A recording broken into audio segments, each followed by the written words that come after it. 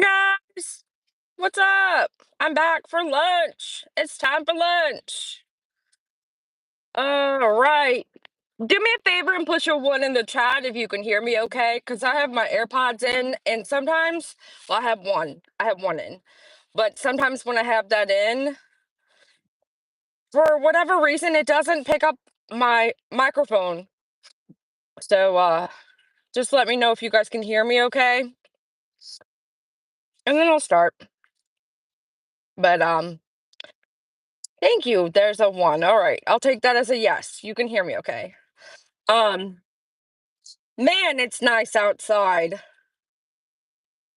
Holy moly. I Have you ever had one of those days where it's like, how can I pretend that I can't go back into this building? Like, what could I possibly say to make these people believe me when I say that I'm not coming back?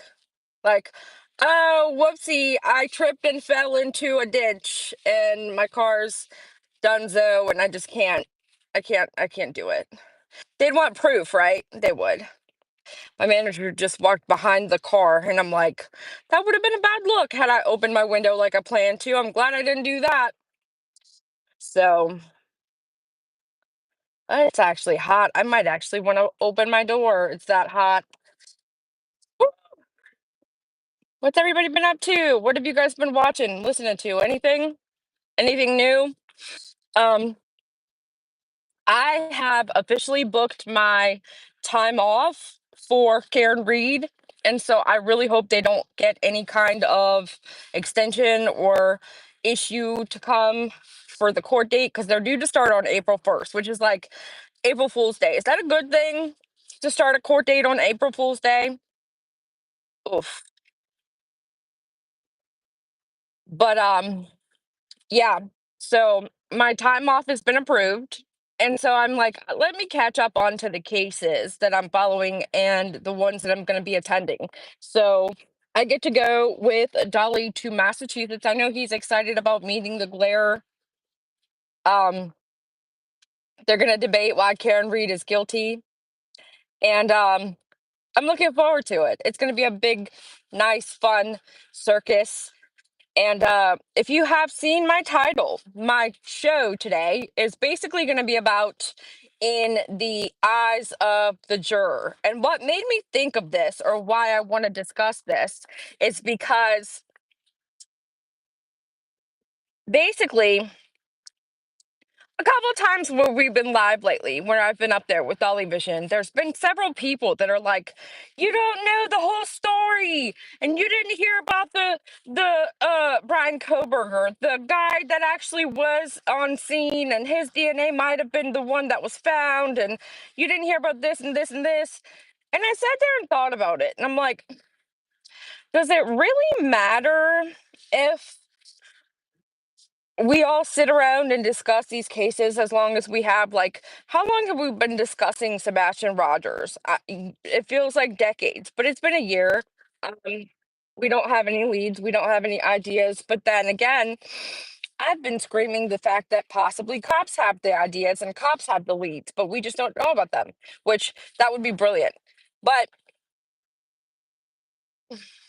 it's like we stand around and discuss things with our friends on the internet.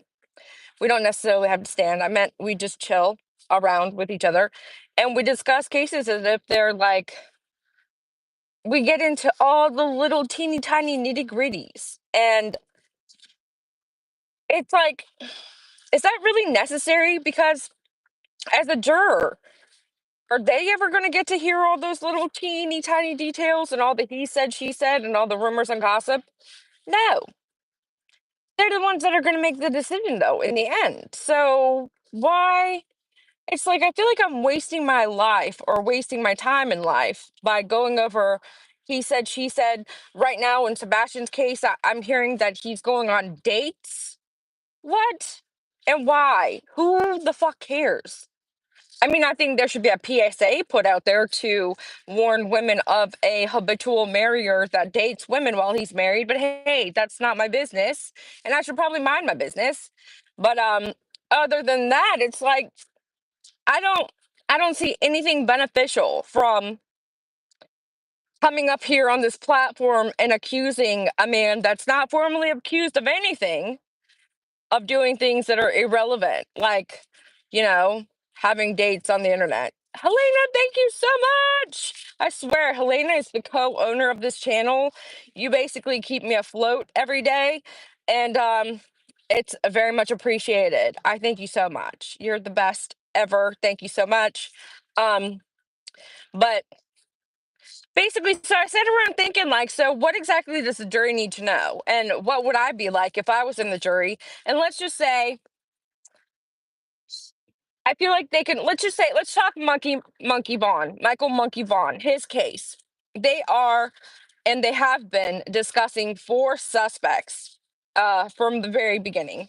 Well, once they announced the suspects, I don't think it happened right away, but they discussed that there was four suspects in the disappearance and unaliving of Michael Monkey Vaughn, Stacy Wandra, Sarah Wandra, and they're both locked up already. So I don't think they're very worried about getting them. They're just locked up already. And then there is Brandon Shirtliff and Adrian Lucian.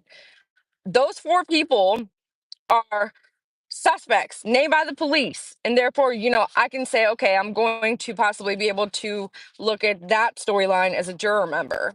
So when I look into it, I know a little bit more than I should, like as an outsider, only because we helped a little bit and we tried to help and I had talked with Sarah at one point in time. But I could sit there and say all of the stuff that we've been told, Michael got out of the house.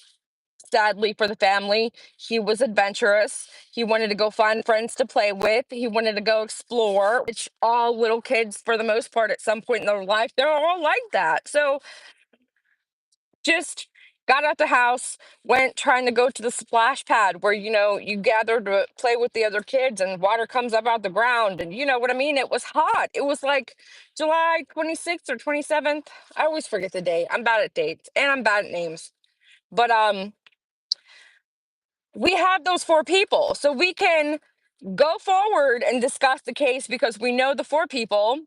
We know that Brandon Shirtliff, which he went on to an interview and stated that that was not him in the freaking CCB TV footage. Um, Sir, you're a bold-faced liar.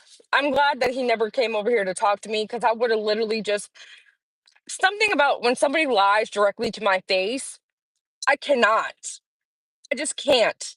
It makes me really, really rage because either you think I'm too stupid to figure out that you're telling me bold-faced lies, or you're just a liar. I hate a liar. I don't like it. And so when he sat up there and said that that wasn't him because his tattoos may or may not be in the same spots, boy, sit down, sit down. So as a jury member, if they showed me the footage of him walking around the splash pad area and then showed me him in person and then showed me pictures of his social media and stuff that, he's posted himself, I would be like, yep, that's you. Why were you there? Why were you right by where Michael Monkey Bond went missing? Tiffany! And, what in the world, happened to Michael? And so I would be able to put two and two together and recognize, hey, you're in the vicinity, the boy's gone, and there's a lot more evidence, but we don't know all the evidence. And that's why when we sit around talking about all this stuff, it's basically like, why are we wasting time? All of this he said, she said, the little details, they don't matter. They don't matter. They don't make any difference. Tiffany, you're going to shit your pants when you see that bathroom. We literally have like okay, I went to bed last night, you guys, it was probably like 11. And Dolly was working on the bathroom. We had gone to go get a couple things, and then we got some coffees or whatever, and then I always go to sleep after I have coffee. It's the weirdest thing. But so after we ran to Lowe's and Home Depot and got the couple things we needed for him to work on the bathroom, we come back. We hung around a little bit, and then he started working on the bathroom, and I finally got tired because I was helping clean, and it was messing with my allergies. I think that's why I'm a little bit allergic still today. But I went to sleep. And then when I woke up, it was like 4:10. And I walk into the hallway and I look over and I'm like, is the bathroom done? I have to pee. He's like, yeah, the bathroom's done. You can go look at it. Go look at it. So I stand up and I'm like, Oh my god, it's like we went to sleep and like them two guys, the interior decorators on HLN. Woo! I love the little box present. You go to sleep after coffee because you have ADHD. Yeah. But no, so I woke up and I was like, "Did you hire those people on TV to come here in here and interior decorate this place? Because it literally looks like the painting that he picked out from it was probably like 6 months ago. We went to the thrift store and we got this thing that said happy is handmade or happiness is handmade. This shade of gray that's in that painting literally matched the floor mats. He picked out floor mats that had the teal color, the gray color, and like a lighter teal color, and the walls are teal. Like it's like the robin blue color, like the Tiffany's color. It's like the Tiffany's color. That's why. And it just like matched so perfectly. I'm not that person. When we were in the store trying to pick out something that would match the wall, like I'm like, I can't imagine it. I can't picture it. I would have to see the two colors together to make sure, that they go. And so in my mind, I'm like, I don't know. I don't know if that's gonna match. Because if it's a little bit off, sometimes that bothers me. But it literally was like the perfect. You couldn't have made it any better. I was at 4 o'clock in the morning this morning. I was standing in the bathroom for a good 5 minutes, just like, how the hell did you do this? Like and it was like 11. I went to bed at 11. At 4 o'clock, the bathroom was done. Like we have a toilet that you push the button to flush. That was my big selling point. I was like, so when we buy this new toilet, we're gonna get one that has like the little just the pushy flush thing. And he's like, what do you mean? I'm like, you just push the button. And he was like, no, I don't. I'm like, it's a toilet that comes with just a button. You just push the button and it flushes the toilet. And he was like, okay, I don't care. And so I found one that I liked. And I'm like, that's a highlight to my life now, you guys. I have a toilet that has a button.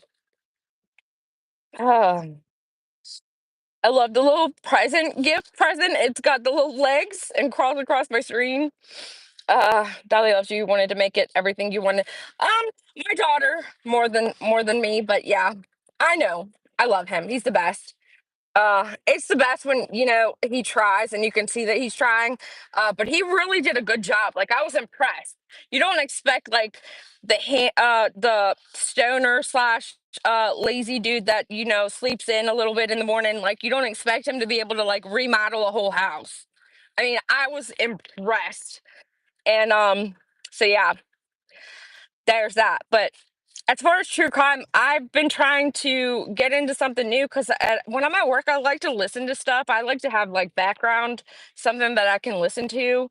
And I've been really just kind of listening and watching drama type stuff because I need to have something. And all the stuff that's going on right now, I don't, I get agitated. If I'm listening to something and it's something that I know is not accurate information or something that I'm just not interested in or something that's been repeated, um, it's just I mean, I can't. So, PJ, that's just special. You and your kid are package deal plus Tiffany. Yep, we've got me, him, Tiffany, Ava, and two doggos. I just recapped the Kansas City 3. And see, that's the thing that I said, and I wish I would have recorded. I'm gonna do this from here on out. Anytime there's a case, because he's the one that always comes up on his channel and says that he was right about everything. It's me. It's actually me. That's right.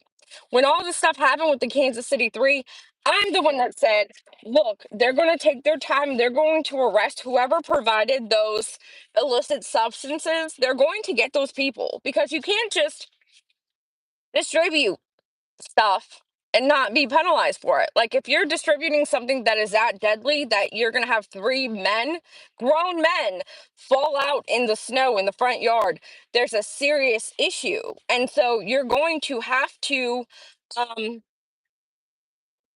have somebody held accountable.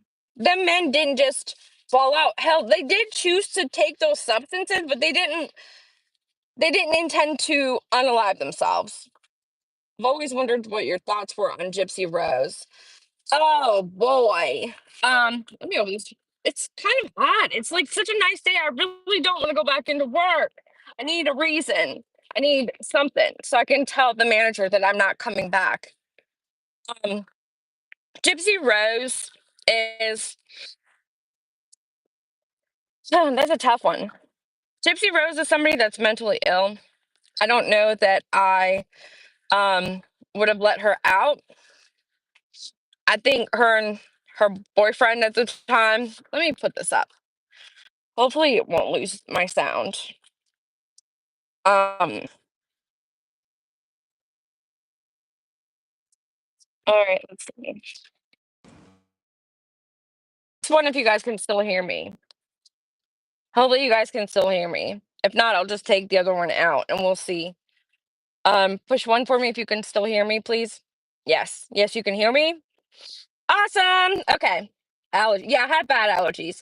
And we were messing around moving the dryer and washer out of the bathroom, and there was a lot of dust that came up, so I was really congested last night. Thank you so much. All right. So, um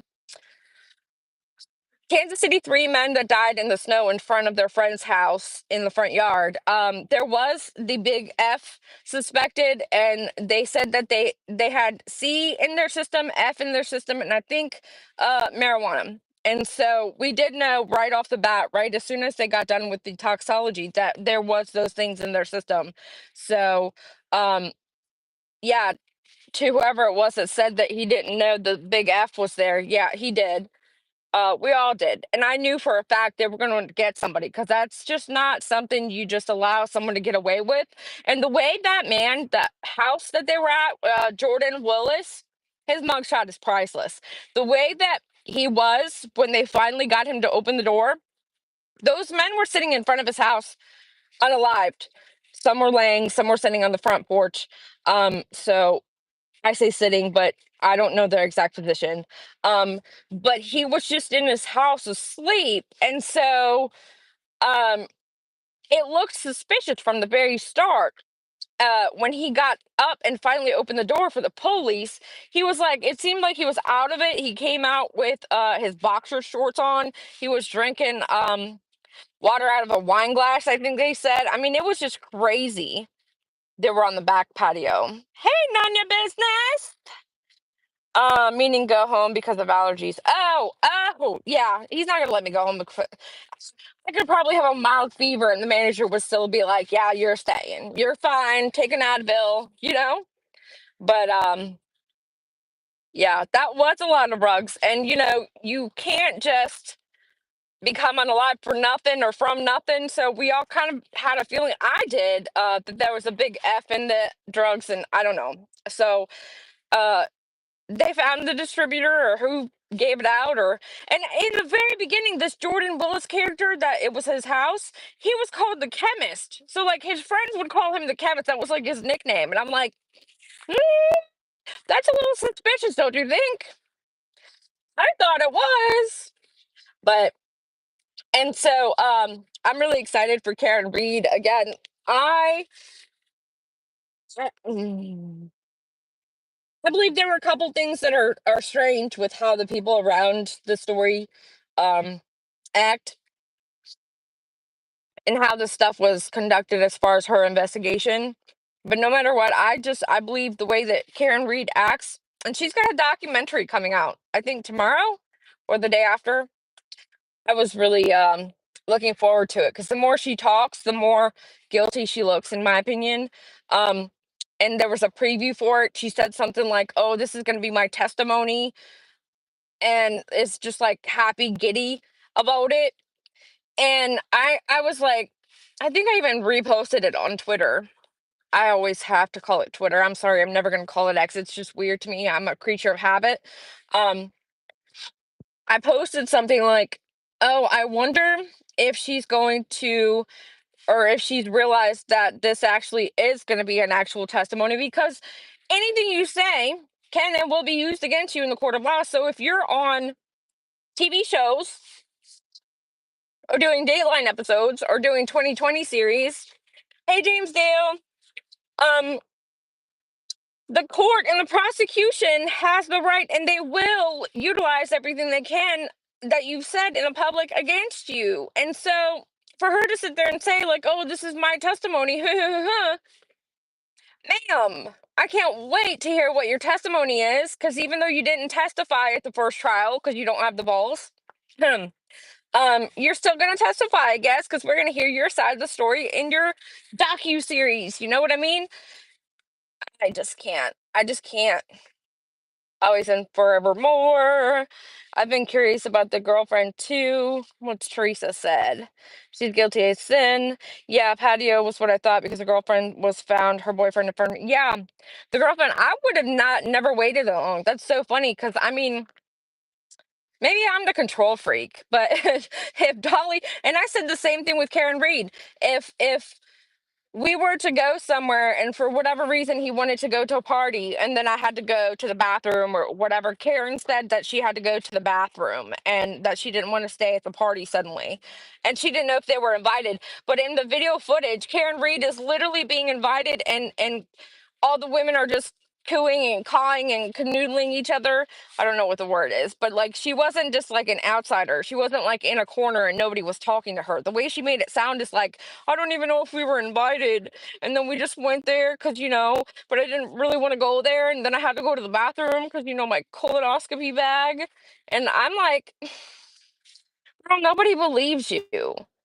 And so when they went to this location for whatever reason, I think that she was all about going, which is why she drove there. And I think that when they couldn't figure out where the house was, and I said this like 2 days ago, I keep saying this, but I think that Jen McCabe giving her directions and telling her that the house was by Bella's mom's house, which I guess is the ex of John's. And I think that infuriated Karen. I really do. And that she was enraged and that she thought maybe he would just go home with her instead of wanting to stay at the party, and that he wanted to stay to party and got out of the car.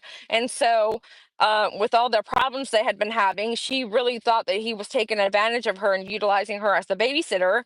And so I could totally see her having like an enraged moment and not necessarily knowing he's standing behind me and I'm just going to gun the car in reverse, but she gunned the car in reverse to make a statement. I mean, I've done it. Ladies, type one in the chat if you've left your boyfriend somewhere, dropped him off, had some type of disagreement, and floored it, not necessarily in reverse. Like, I've never done it in reverse, but type a one in the chat if you've floored it, peeled tires, uh, gotten out of the driveway really quickly just to make a statement. See, there you go. So that's literally what I think happened. And look at that, all of you guys. All of you guys. I know I've done it. And so that's why, to me, it makes the most sense that she was agitated. He wanted to stay there and party. They were having issues. They were actually having a great night. And so, for whatever reason, he wanted to party still and she didn't. And then she literally just backs the car up because she's got to go in reverse to turn around and she just guns it. And then 24 years of marriage and I would still do it. Sometimes I'm immature. I probably would too.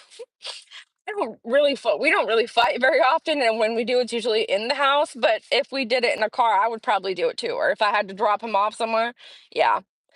Um, but Jack has not done that. Jacko, yeah. See, I mean, and ooh, Eve Loves God has done it in reverse.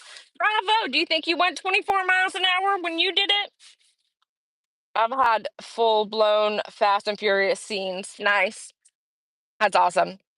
Um, but yeah, so to me, it makes the most sense that that is exactly what happened. And so when I discuss this kind of thing and the case, a lot of the people that are so pro Karen Reed, they're like, well, what about, the story of when, Brian Higgins parked his Jeep outside and where was his Jeep when everybody said the Jeep was there? And I'm thinking, like, it doesn't matter. It doesn't matter because he's not the one that's on trial. And so then everybody's like, well, what's the motive for Karen to, want to unalive John? I don't think she purposely intended that morning, hey, I'm going to wake up and I'm going to go unalive John later today. I think that she was frustrated. I think that he was utilizing her for a babysitter. I think that part is true. I think he was somewhat doing that. I think that they were getting in arguments with how she was taking care of the kids. Even though he was utilizing her to take care of the kids, he was then bitching at her for taking care of the kids a set way. And then she was frustrated because in her mind, he's wanting to stay party and she wants to go chill with him, just him, and relax. And now that he's gotten out the house and she has to go to the bathroom where she doesn't want to stay at, she would have to go back and watch the kids, right? So it just makes the most sense to me. And also the fact that she didn't go in the house, like, I'm different, I guess. And the thing that made me start talking about this is that you mentioned the girlfriend that went to Jordan Willis's house for the Kansas three. She went to go look for her boyfriend. It had been a couple days. I probably wouldn't have lasted that long. I probably would go looking for my man probably a half a day, maybe a day. If I was Karen Reed and my man went inside of a house allegedly and I was waiting outside for him to message me, I would have gone back in that house, or I would have gone in the house myself, knocked on the door, pounded on the door, laid on the horn, done whatever I needed to make my presence known and to get him to come outside. Plus, do you know what I realized? Karen Reed claims that she stopped at the house. John got out of her car. She waited there for a while and he didn't message her back to let her know. According to her, she was waiting for him to tell her, hey, it's okay to come in, come in. Um, and then she says she couldn't wait anymore and then she left. But why are there no record of her phone messages in her text tab? And why is there no messages from him as far as him saying, hey, I'm going in, or hey, I'm in here, or hey, her texting him saying, hey, are you going to tell me to come in? Or hey, what's the status? Hey, can I come in now? I didn't hear or see of any type of messages that were like that, that were basically corroborating the story of her saying, hey, he went in, he was supposed to tell me I was going to go in after him, and yada, yada, yada. There was no messages like that. So for her to go back to his house, you can hear her walking in the garage, you can hear the footsteps, and then she's calling him and she's like, was that you? That statement was weird. Like, did you see him? So is that why you're asking? Is that you?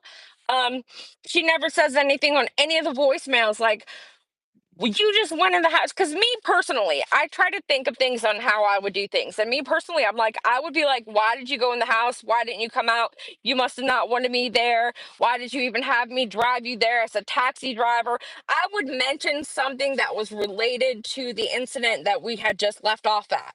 So for me, but then again, I wouldn't leave my man there. I would seriously either go in the house and drag him out and take him home with me, or I would pound on the door until he'd at least come out and talk so that I could be like, okay, this is what we're doing. I'm going to go home now, or I'm going to go watch the kids for you, or you're just going to come with me and watch your kids and then I'll go home from there. Like, it wouldn't have been just hey, you're standing at this house getting out the car and you're going to go inside while I just sit here and wait for you, and then once you don't show up or don't respond at all and I'm sitting here waiting for a little bit, I'm not going to just leave and then we're not going to discuss it ever again. Like, there's no mention of it in the time period. And Sage, you would have left. See, even if I would have left, like, let's say she really did have to go to the bathroom, she does have a colonoscopy bag, they say. um she could have gotten home, she went to the bathroom. I would never be able to just go to sleep knowing my man is out at somebody's house. Even though it's a cop's house, it's not a danger thing, it's an unresolved issue thing. And so I would want to go and solve it or discuss it. And I would probably be calling like she was, but I would be mentioning, like, well, what the hell? We were together. We were having a great night. Why the hell would you just leave me in the car? I had to go to the bathroom, so I'm back here, but I'll be back there looking for you. Like, it would be something to line up with a storyline. And it's not, that's not how it went. So when she woke up, John O'Keefe's daughter slash um niece. He's basically was a saint.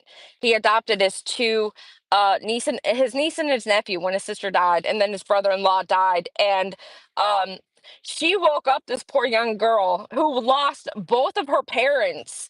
And this is a testimony that we didn't get to hear because it's a minor, but a lot of people have said, which so this is not 150% fact. I didn't hear it, but a lot of people have said a lot of the reason why the jury did feel some type of way and did somewhat want to convict her is because of the niece's testimony. And she said she woke her up.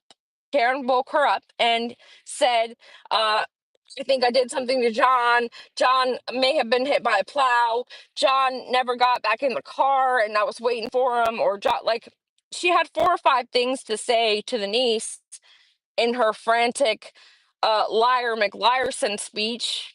And in the mix, she did say, like, I think I might have done something to John or something of that nature.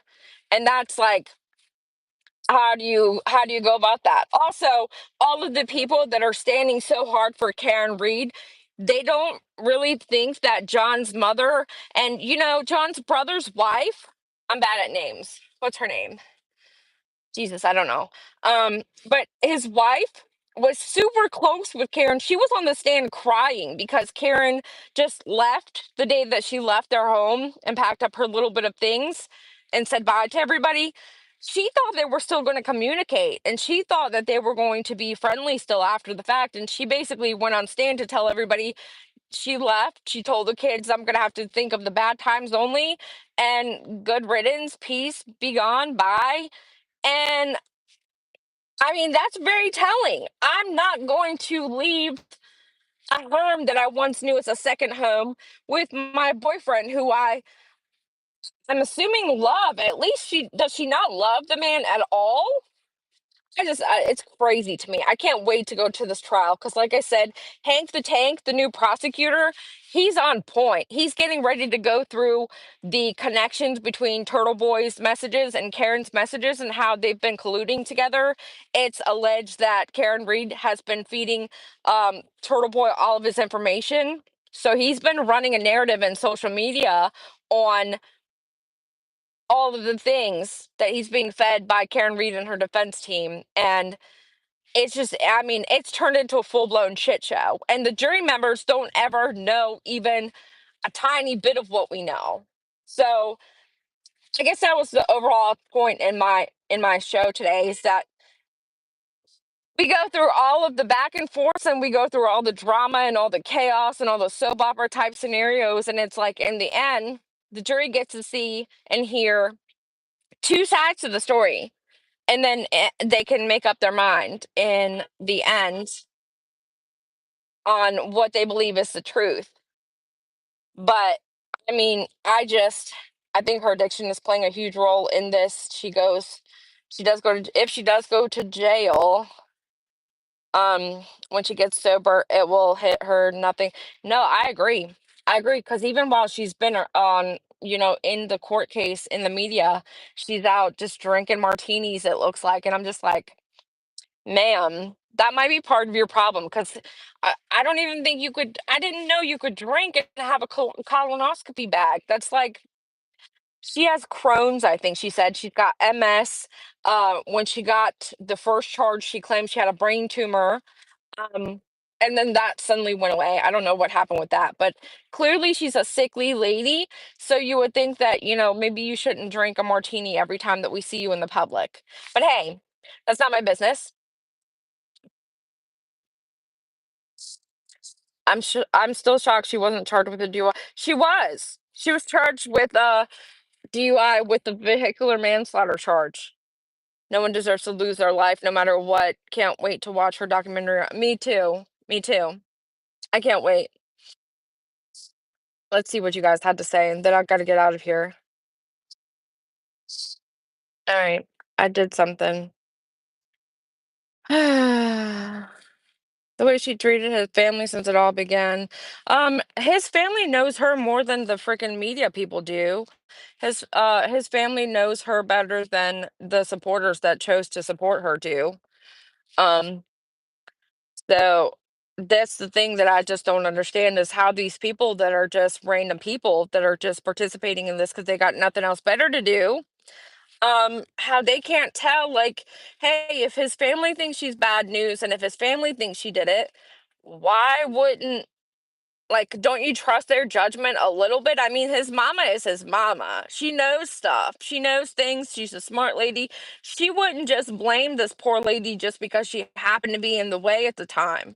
Like, the way that she's formed her theories of who did it, I nobody's out to get Karen Reed. She didn't just get set up, or she wasn't just, the patsy to take the fall. It just doesn't work that way. There's no rhyme or reason for it. And no matter how many theories Tom comes up with about the bubblegum and the gym and the delegates and the officials that are freaking plotting behind the scenes, it's a conspiracy. It's not true. It's not real life.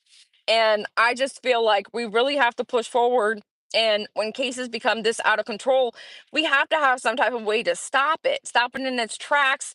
Don't let it go off the tracks, because like at this point we're off the rails with Turtle Boy, with Karen Reed, with the YouTubers that participate in the both sides. I mean, there's certain lawyers and Emily, what's her name, Emily Baker. She was on a TED Talk, and I thought she was like this brilliant lady. And she's doing her commentary biased to freaking Karen Reed. I'm like, stop. I just, ugh, I can't. There's no commentary anywhere or no actual presentation of evidence and information without feeling like, I always feel like it's a biased. Even Vinnie Politan, I'm like, what the hell happened to Vinnie? Vinnie's like a Karen Reed simp too. Do they pay all these people? I just don't get it. I just don't get it. I understand why people feel like the case was not correctly, like the crime scene wasn't processed correctly. Some of the people were funky in what their story was on where they were. Like the one guy destroyed his cell phone. I don't see anything of it. There's no rhyme or reason for that to be the case as to like, oh, this is why we had to take him out.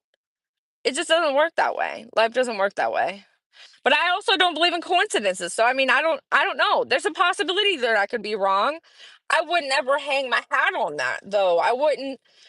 It's like everybody's so hyper invested in the case, like it's a freaking life or death decision, and I can't be like that. But I gotta go. Thank you for the flower, Helena. Thank you so much. You rock. Thank you. Thank you for spending lunch with us today. You're welcome, Deanna. I just figured I hadn't done a decent stream where I kind of got to say what I wanted to say, but ultimately, I just made the point of how, in the end, all that really matters is the juror's point of view. The jury is going to be who sets the decision and the goals in the end. It's like, we don't need all these details. We don't need the rumor, the drama, the gossip mill. We don't need all the extras to the story. We just need to know facts and what the jury's going to hear in order to finalize the decision in the end. And they get to make this decision. So that's all I had. And have a good day, everybody. Make sure to be kind to everybody and do something nice for somebody else because it makes you feel good. On that note, I'll talk to you guys tomorrow morning. Bicycle.